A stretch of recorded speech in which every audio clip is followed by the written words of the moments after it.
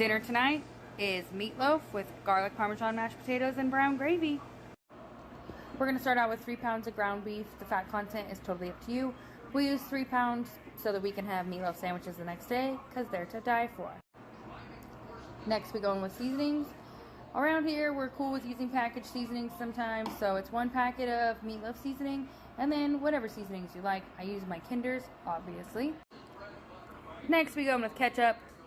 I eyeball it. I don't measure shit. We already know that. So just give it a squirt. Next we add 2 eggs, minus the shell. Now this is where I would normally add some wash your sister sauce, but I don't have any. So we're going to add a little bit of soy sauce. Not too much, because you don't want all the salt. I also like to add a little grated Parmesan, just a little bit.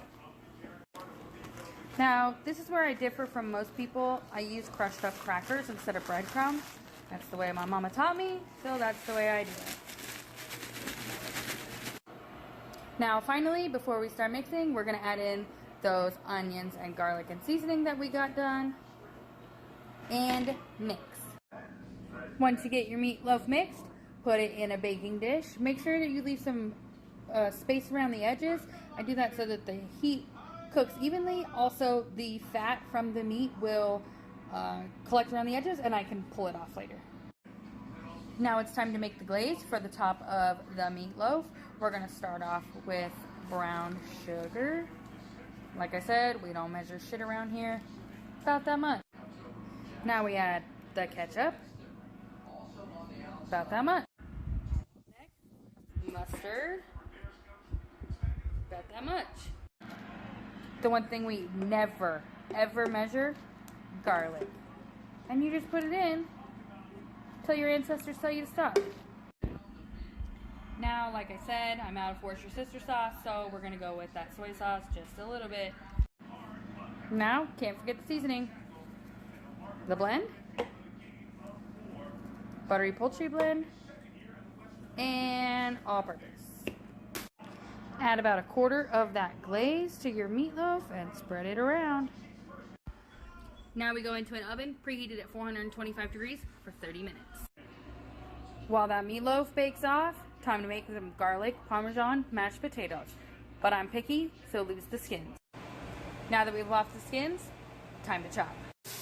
Now listen, I don't care what your mama told you, rinse your damn potatoes. Now, in a pot, add the water. Do not put your potatoes into boiling water. Don't do it. Just don't do it. After 30 minutes, check your temp. Mine still needs about 10 more minutes. Once your potatoes are soft, drain them back in the pot that they came out of. Seriously, put them back in that pot. Once those are ready, go ahead and mash that shit up. I prefer to use a ricer. I like my potatoes smooth. You do it how you want. Now we add butter. About that much. Once that butter melts, we're going to add in our Parmesan. Heavy-handed. It's fine. About that much. Then we're going to go in with heavy cream. Not milk. Heavy whipping cream. It matters. About that much. Next, we hit it with some of the blend from Kinder's. Salt, pepper, garlic. And then as much garlic powder as your heart desires. I want about that much. Now that they're creamy, set them to the side. Now that our meatloaf has come to temp, the rest of that glaze goes right on top. Spread it around, turn on the broiler, about 5-10 minutes. But watch it, do not walk away, it will burn. After about 10 minutes under that broiler, pull that meatloaf out, let it rest. Like I said, you can see the grease.